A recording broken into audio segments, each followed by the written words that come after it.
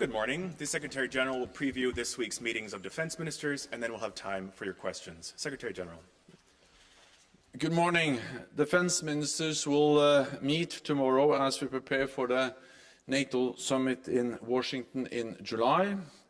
At last year's summit in Vilnius, we took major decisions to further strengthen our deterrence and defense.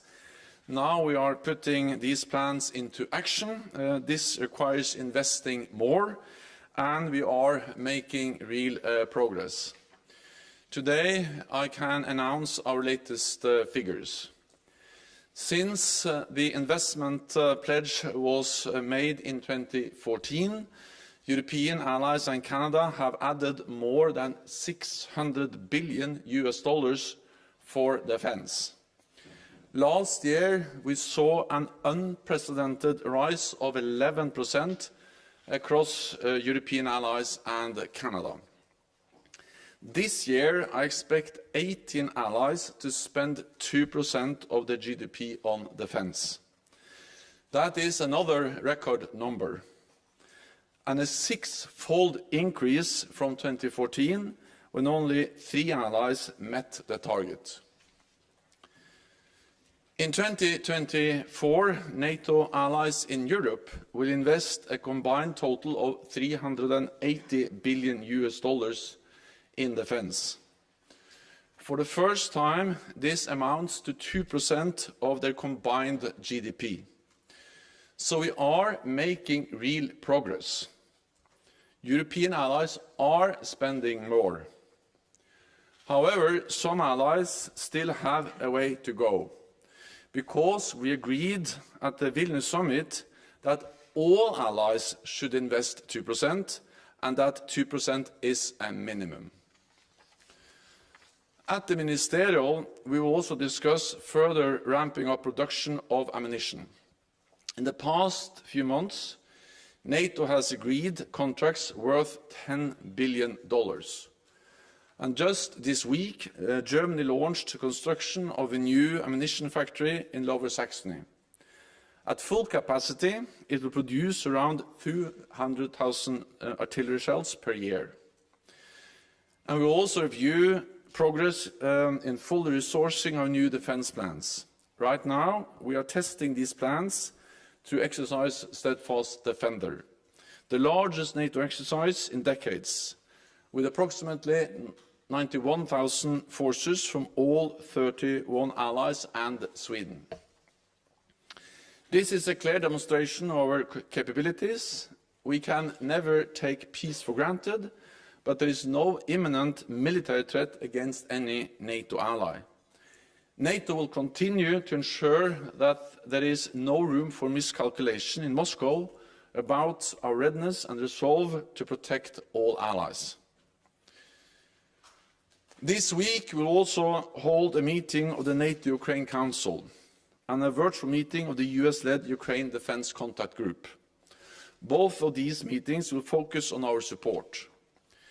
We continue to help Ukraine move closer to NATO standards on everything from procurement to logistics. And allies continue to make major deliveries of weapons, equipment and ammunition. This support makes a real difference. With our help, the brave Ukrainians have retaken half of the territory that Russia seized, opened the corridor in the Black Sea, and are inflicting heavy losses on Russian forces. NATO's support is an example of true transatlantic burden sharing. I welcome the recent decision by the European Union on a major new package of aid, and I count on the US Congress to follow soon. This is not charity. This is an investment in our own security. With that, I'm ready to take your questions. We'll start with the BBC in the second row here, please. Thank you very much, Secretary General. Jonathan Beale from BBC. I just want to take you back to Donald Trump's comments at the weekend. You've already issued a statement saying that they undermined all NATO security and put soldiers at risk. Can you just explain what you meant by that? And would you go as far as President Biden, who said Donald Trump's remarks were dumb and dangerous? And separately on the spending, you've highlighted increases in NATO spending today, with an expectation that 18 countries will meet the 2% target. What would you say has been the main motivator of that?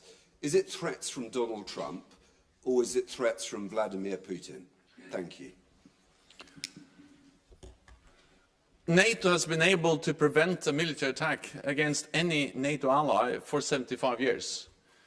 And we have done that because it has been absolutely clearly communicated from all NATO allies at any time that we are there to protect all allies.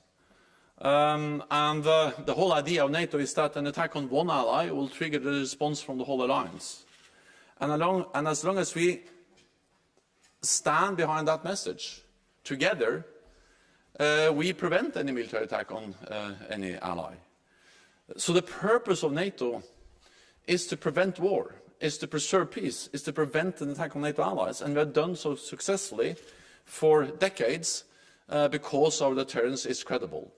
So any suggestion that we are not standing up for each other, that we are not going to protect each other, that does undermine the security of all of us, increasing the risks. And therefore it is so important that we, both in actions but also in words, communicate clearly that we stand by NATO's commitment to protect and defend all allies. The good news is that that's exactly what NATO allies are doing. NATO has the capabilities, we have the resolve to protect and defend all allies. And that's also the reason why we don't see any imminent threat against any NATO ally, because we have since 2014 significantly enforced our collective defense. We have the strongest reinforcement of our collective defense in decades, and that was of course triggered by President Putin's illegal annexation of Crimea. But it was a decision by NATO allies back in 2014 that since the world has changed, since the world became more dangerous, it was necessary for NATO to respond. And that's exactly what we have done.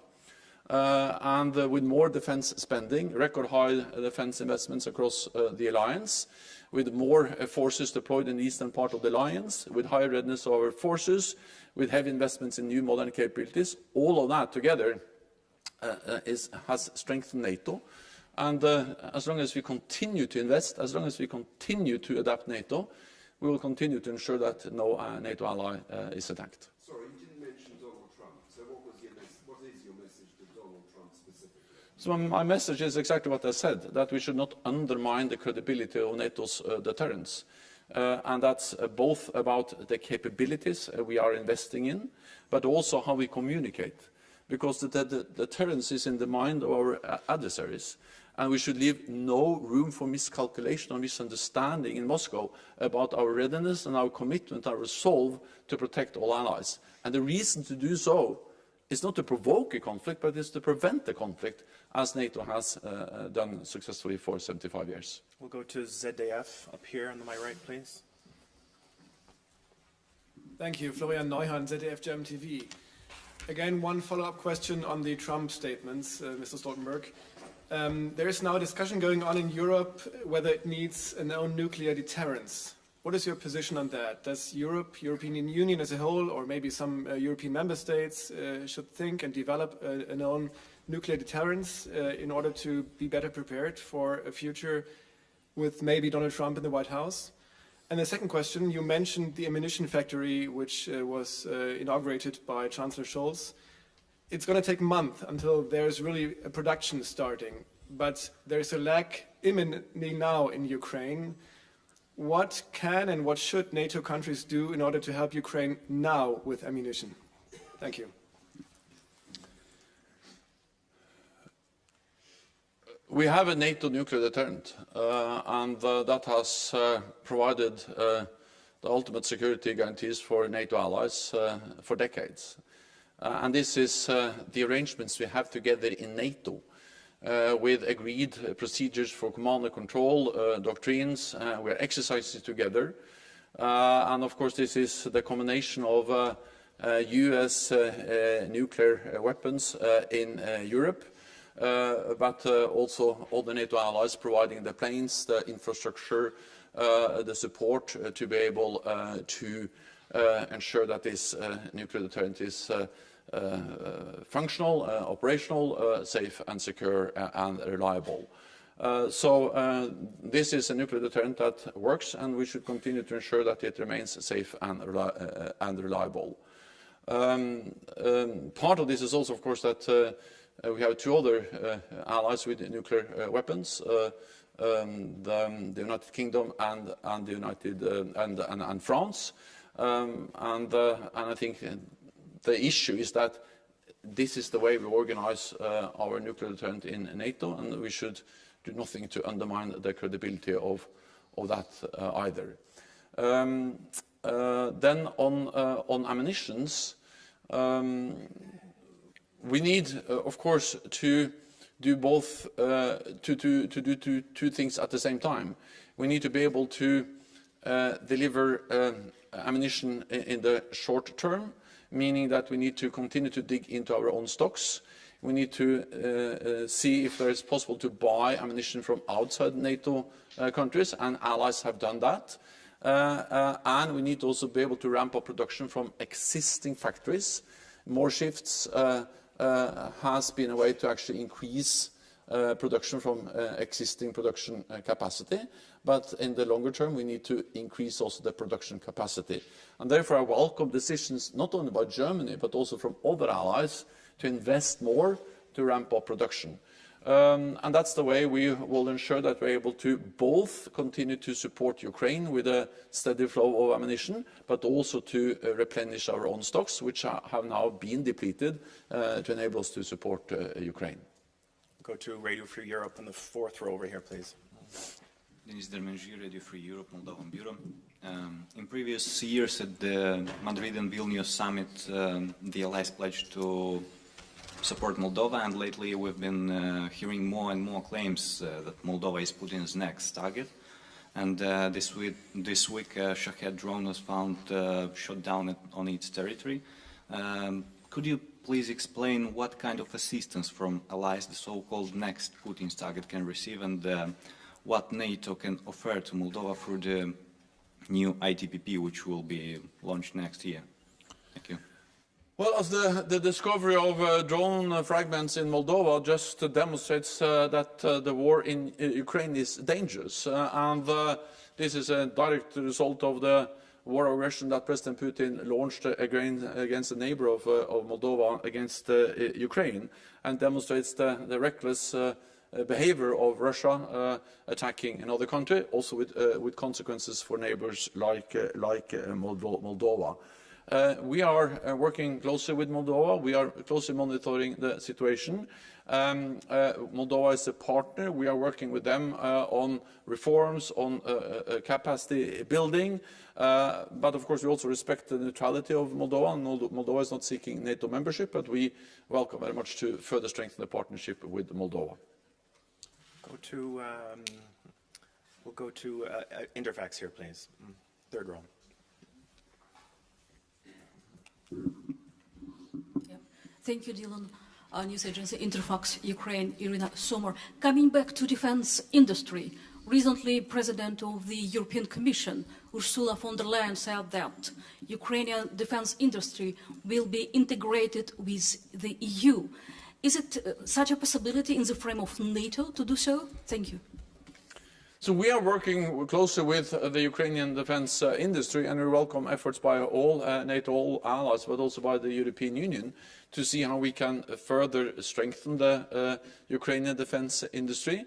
I think the Ukrainians have demonstrated ingenuity and skills when it comes to producing more weapons, developing new weapons, and not least combining different types of technologies when it comes to unmanned vehicles, drones, but also maritime drones, to enable them to actually inflict heavy losses on Russian forces, also far behind the lines, including ships in the Black Sea.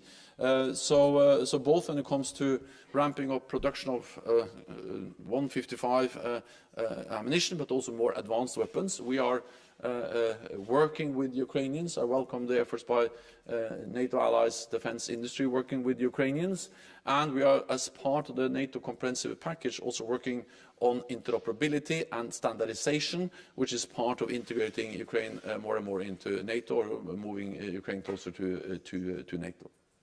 Go to Deutsche Welle, please, in the third row. Thank you so much, Alexandra von Namen, Deutsche Welle, DW.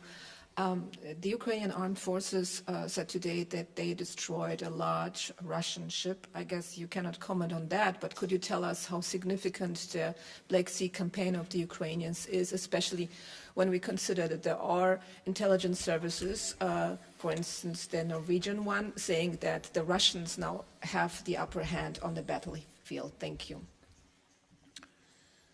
The Ukrainians have been able to inflict heavy losses on the Russian Black Sea fleet. They have actually been able to push the Black Sea fleet away from the western part of the Black Sea. And this is a great achievement, a great victory for the Ukrainians. The fact that they have been able to push away the Russian Black Sea fleet and open a corridor, so they now are able to export grain and other commodities to the world market. Few believed this was possible just a few months ago, but now actually the export of grain from Ukraine takes place even without an agreement with Russia. So this shows the skills and the competence of the Ukrainian armed forces. This is first and foremost a result of what they do, their ingenuity, their skills, their bravery of the Ukrainian armed forces. But of course, help and support from NATO allies is also important.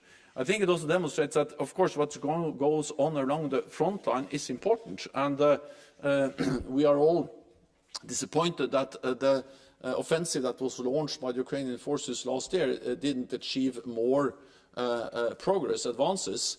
At the same time, we should not forget that even though the front line has not changed, the Ukrainians have been able to actually attack behind the Russian lines, both on land, destroying command and control, arms depots, and important also Russian capabilities, including aircraft, but also continue to destroy parts of the Russian Black Sea fleet, and this just shows the skills of the Ukrainian armed forces. We have a Kyiv Independent in the second row, please. Just 1 second for the microphone. Thanks. So we hear that there may be changes to the format of Ramstein, with NATO taking over military aid coordination for Ukraine. Can you tell us why and what this will look like? So first of all, I think that the Ukraine Defense Contact Group, or the Ramstein format, has been a great success. And it has mobilized support from NATO allies and partners. When it comes to military support, we have to remember that 99% of the military support to Ukraine comes from NATO allies, including Sweden, who will soon become a full member. We are constantly discussing how we can ensure that our support is sustained, how we can organize the support in the best possible way. We will have a meeting in the NATO-Ukraine contact group today, a virtual meeting. Defense ministers will meet tomorrow, NATO defense ministers.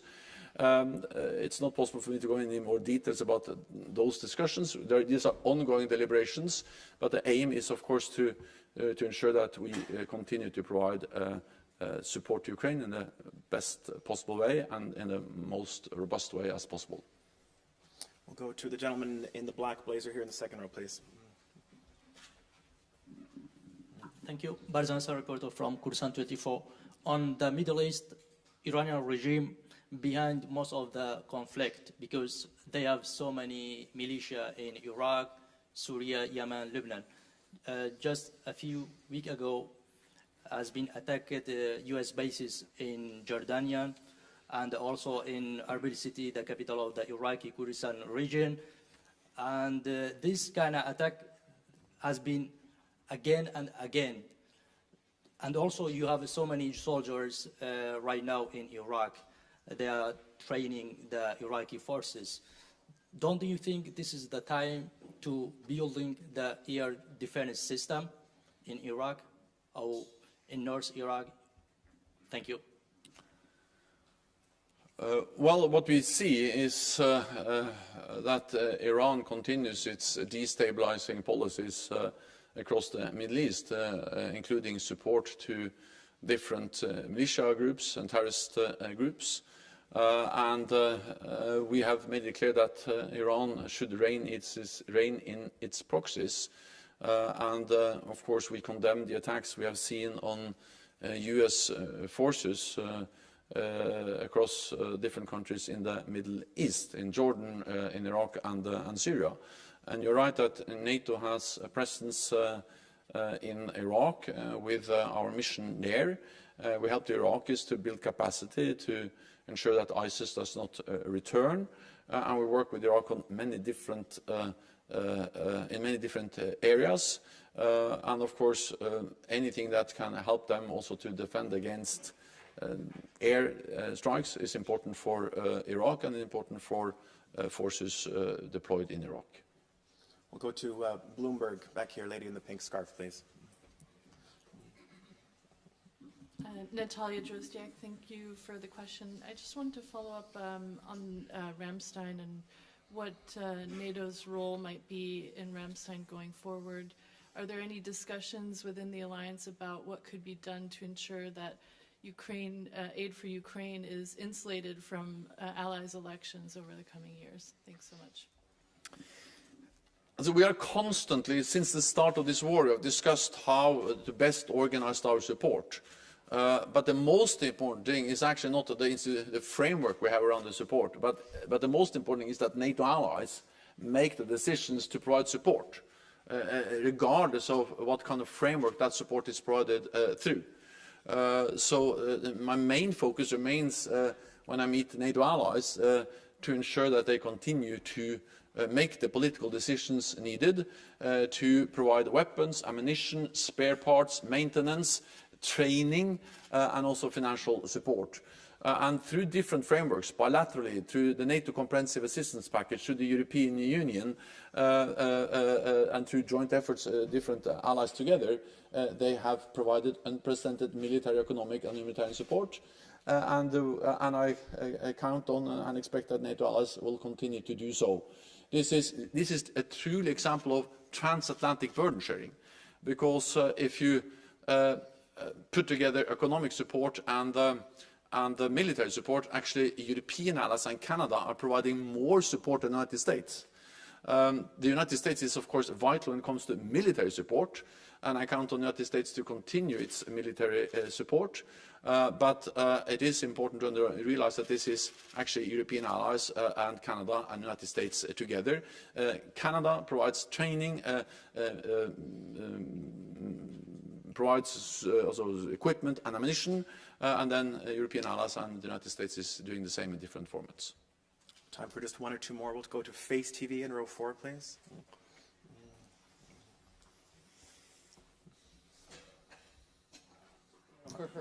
Next. Yeah, thank you. Do you still see a threat of a spillover of instability into the Western Balkans as a result of the ongoing war in Ukraine? And what do you see as a concrete chances for a negotiated solution to that conflict? Thank you. So we have seen increased tensions in Kosovo and in other parts of the Western Balkans over the last months. I visited the region just before Christmas. My main message is that all sides should refrain from inflammatory rhetoric and any actions that can further escalate the tensions in the region. And when it comes to Kosovo, the way forward is the EU-facilitated dialogue between Belgrade and Pristina, and I encourage both Pristina and Belgrade to engage in good faith in that dialogue. As a result of the attacks and the violence we have seen in Kosovo last year, or we saw last year in Kosovo, NATO allies have increased their presence. The KFOR mission is there. It's there to ensure a safe and secure environment for all communities, and we have added roughly 1,000 extra troops to ensure that we can continue to live up to and deliver on our UN mandate. And final question, Dmitry Shurko, Ukrainian News Agency in the third row, please, here. Thank you for the floor. Dmytro Shkuko, National News Agency of Ukraine. In the public domain, Russia is openly threatening to the West and to the NATO allies with hybrid threats and warfare. Will the minister consider such kind of non-military threats, like we see now, for instance, in a Russian-Finnish border with a refugee flow, or maybe some tensions and violent protests on the border between Poland and Ukraine, from the point of view of internal security and stability, and in particular of the military mobility. And if I may, short follow-up, we are approaching the second anniversary of the beginning of the Russian aggression against Ukraine. What main lessons were drawn by the allies from that events? And you sometimes saying that the failure of Ukraine could be the great threat to European stability and Euro-Atlantic security. Do you really consider such kind of option of failure? Thank you. So first, on the potential for different hybrid threats, well, of course, that's something we take very seriously. We don't see any imminent threat for any military attack against any NATO ally, but of course it's a constant risk for different hybrid attacks, cyber and other types of hybrid actions against NATO allies. And this is about improving our intelligence, it's about sharing intelligence, it's about working also with the civilian society, that the armed forces working with the rest of the society to address these threats, and that's something we are constantly doing. We are also exercising, and of course we are monitoring the situation along our border, the NATO border, the borders with Russia, to ensure that we don't that we react in an appropriate way to any challenges we see along the border with Russia. Then on the lessons learned, I think there are many lessons to be learned, but of course for NATO the most important lesson learned is that we need to stand together, because it's really the fact that European allies and Canada and United States together did two things when we faced the full-fledged invasion of Ukraine in February 2022. The first thing we did was to agree to step up our support for Ukraine.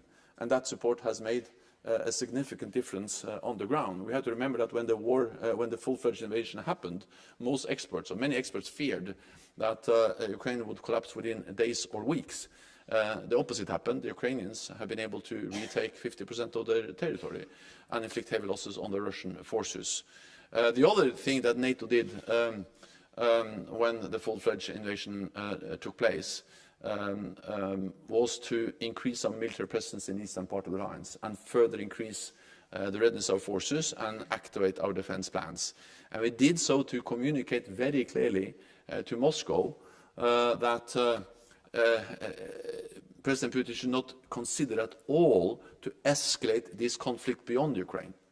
And we did that, and we continue to do that by sending a clear message that we are there, NATO is there, with more troops in Romania, in the Baltic countries, in Poland, and higher readiness and bigger exercises, and also the increased defense spending. All of this is sending a message that we support Ukraine, but we also ensure that the conflict doesn't escalate beyond Ukraine into NATO territory and to a full-fledged war between Ukraine and Russia. We have time for just one final one. Vege, over here on my right, please, behind the cameras.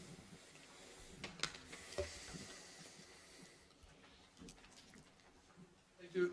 Alf Jonsson from VG. During your visit to Washington in January, you said you had the chance to talk to Republican leaders in both chambers of the Congress and also Republican-leaned think tanks. And in light to your talks there, was Trump's statement last week a surprise for you, or was it in line with what you heard during your stay in Washington? So what I heard in Washington, when I visited Washington, and rightly, as you said, I met many Republicans or representatives both in the House and in the Senate from both parties. The message and the broad agreement from all of them was strong support to NATO and strong support to Ukraine.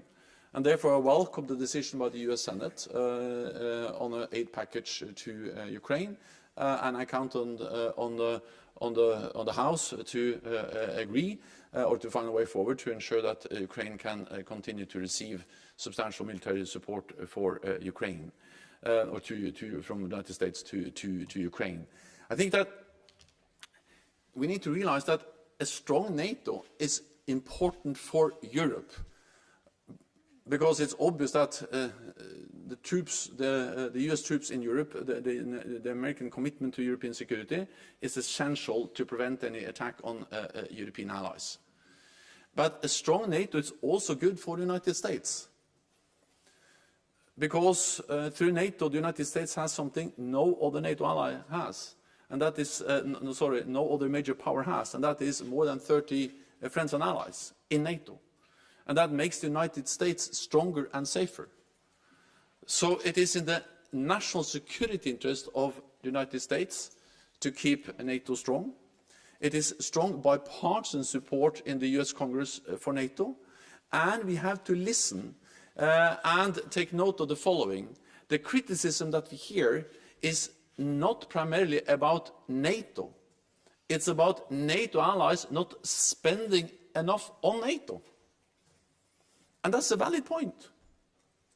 And it's a point and a message that has been conveyed by successive US administrations, that European allies and Canada have to spend more because we haven't seen fair burden sharing in the alliance. The good news is that that's exactly what NATO allies are doing. With a record high increase in defense spending last year, with now 18 allies spending 2% or more, and more allies are coming close to 2%, and I promise to be there very soon. And the fact that we now see record high spending across Europe, European allies, just highlights that this message have had an impact. European allies and Canada have stepped up, and I count on them to continue to do so. A strong NATO is also important for the United States because it makes the United States stronger. The United States have never fought a war alone. They always fight with allies, and that makes the United States stronger. From the Korean War to Afghanistan, NATO allies have been fighting shoulder by shoulder with US soldiers. And we have to remember that the only time we invoked Article 5 was after an attack on the United States, and in Afghanistan, 9/11, and hundreds of thousands of Canadian and European troops served in Afghanistan to protect the United States, and many of them paid the ultimate price. So that's the reason why there is strong support for NATO in the United States, because they, of course, understand the same as the Europeans understand, that we are stronger together. And, of course, the more concerned they are about China, the size of China, the more important it is to keep NATO strong, because the United States represents 25% of the world GDP. Together with NATO allies, we represent 50% of the world economy and 50% of the world's military might. So, as long as we stand together, protect each other, we are safe, we prevent an attack, and we ensure that we are standing up for our values through a strong transatlantic bond. That's all we have time for today, but we'll see you tomorrow for the ministerial. Thank you. Thank you.